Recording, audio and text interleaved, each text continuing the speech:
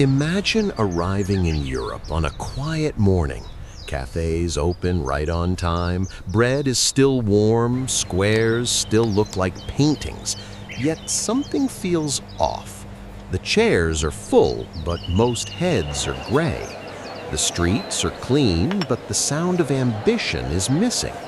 As you walk through Paris, Rome, or Berlin, it feels less like a living continent and more like a carefully maintained open-air museum where everything is preserved except vitality. Europe is not collapsing loudly, it is slowing down quietly, not because of poverty, but because of exhaustion. Behind the historic beauty lies a continent growing old, living more on memories of past glory than confidence in tomorrow. In 2008, when the global financial crisis hit, the United States and Europe were standing on the same starting line. Two economies of nearly equal size, like twin brothers knocked down by the same punch. But then their paths diverged. America stood back up, forced itself to confront the damage, accepted the pain, and started running again. Europe chose to sit down, patch things up, argue over solutions, and hope that time itself would heal the wounds. 15 years later, the American economy has surged past $27 trillion, while Europe remains stuck around $17 trillion. The gap between them is now so large it equals the entire economy of Japan. But this is not just a story told by charts and numbers. It is the story of American families who saw opportunity return, new jobs appear, stock markets rise, and retirement accounts recover. Meanwhile, in Europe, many people feel their lives standing still, prices climbing, and the future quietly postponed. Two worlds that once moved side by side are now living in completely different timelines. Germany was once the industrial heart of Europe, not in speeches, but in the sound of machines running day and night. Steel mills, chemical plants, car factories sustained entire towns where 3 generations in one family worked side by side, proud that what they built was used around the world. Then one day, the machines stopped. Not with explosions or collapse, but quietly, as production lines shut down one by one. Electricity prices soared, energy became a burden, and costs rose beyond what factories could endure. Workers still showed up at the gates, but uncertainty had entered their eyes. When a factory closes, it is not only jobs that disappear, but identity, dignity, the feeling of being useful. Germany does not lack discipline or skill, but it is missing the most basic requirement of production, affordable and stable energy. As industry leaves, towns that once lived by their factories fall silent. Restaurants lose customers, schools grow emptier, the young leave, the old remain. Deindustrialization is not just an economic concept, it is a slow-spreading sadness inside families when a nation that once built wealth can no longer build at all. Italy is still beautiful like a painting. Meals are still long, and town squares are still filled each afternoon with elderly people talking quietly together. But if you listen closely, you will notice a large absence. The laughter of children is becoming rare.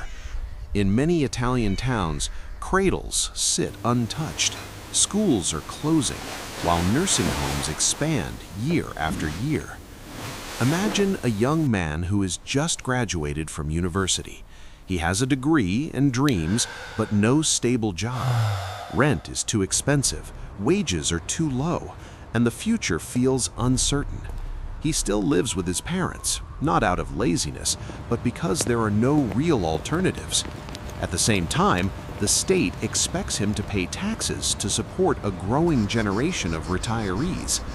The pressure weighs heavily on young people, pushing them to delay marriage, delay having children, and delay their belief in tomorrow. The demographic crisis does not arrive with an explosion. It arrives through silence at the family dinner table, where adults are present, but children are missing. When a nation no longer has enough children to carry it forward, the problem is not only economic, but the quiet realization that the future itself is shrinking year by year. Europe once gave birth to minds that changed the world. The internet itself was conceived here. European engineers, scientists, and programmers are no less intelligent than anyone else. But try to remember the last time you held a piece of technology branded European. Not because Europe lacks ideas, but because its ideas often die before they are allowed to grow. A young startup barely taking its first breath is immediately buried under layers of laws, permits, regulations, taxes, and fear of failure. In the United States, failure is a lesson. In Europe, it is a lifelong scar. Young founders slowly learn to play it safe instead of bold, to comply instead of experiment. Companies do not die from competition, they die from being suffocated by regulation. The result is a continent filled with technology graveyards, where talent is buried under paperwork and the digital future is built somewhere else. When innovation leaves, growth quietly follows, leaving Europe connected by other people's technology, living in the digital world but no longer owning it. Money has no homeland. It only goes where it is welcomed. Imagine you are an ordinary worker, saving little by little after many years of hard work. You want your money to grow. You want tomorrow to feel safer than today. But when you look around Europe, you see low returns, complex bureaucracy, high taxes, and a constant sense of risk. So the money begins to leave, quietly, like water slipping through your fingers. It flows to the United States, where capital markets are deeper, opportunities are clearer, and failure is not treated as a crime. The painful truth is that this capital does not leave only balance sheets, it leaves everyday life. When money does not stay, businesses struggle to grow, new jobs become rare, and wages stagnate. People work hard but feel like they are running on a treadmill, exhausted yet going nowhere. Europe does not lack money, it lacks the confidence to keep money at home. And when confidence leaves, the future quietly follows. In Europe, energy used to be invisible. You turned on the lights and the room brightened. You switched on the heater and warmth filled the space. No one thought much about it because it was always there. Then everything changed. Electricity bills rose month after month. Gas bills became a source of anxiety, and the cold no longer stayed outside. It crept into apartments, into daily life. Middle-class families began turning off lights, lowering the heat, wearing extra layers indoors. Elderly people huddled through winter. Young people hesitated every time they touched a switch. Small businesses could not absorb the costs. Workshops shut down. Restaurants put up signs for sale. Europe speaks of a green dream, but the lived reality is a cost of living that keeps rising. When energy is no longer cheap and stable, everything built on top of it begins to shake. Food prices climb, rent goes up, wages stand still. People do not feel like they're saving the planet, they feel like they are paying the price for decisions beyond their endurance. This is no longer a policy debate, it is a very human question. How do you survive when the most basic cost of living becomes a burden? When energy commits suicide, living standards quietly follow, day by day, bill by bill, meal by meal, each one a little more modest than the last. Young people in France grow up with a truth they rarely say out loud.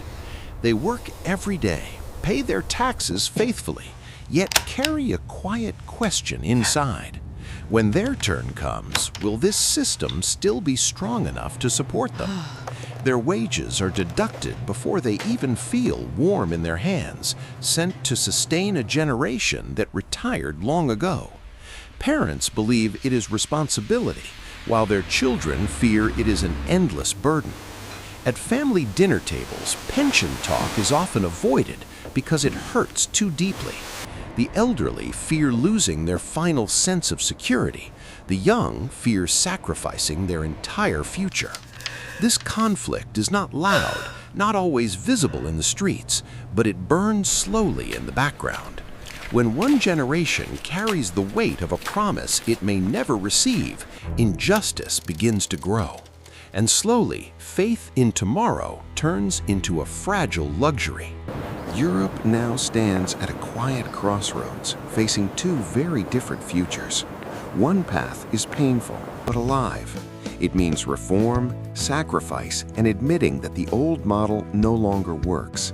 It means cutting red tape, rebuilding industry, investing in energy that actually powers life, and giving young families a reason to believe again.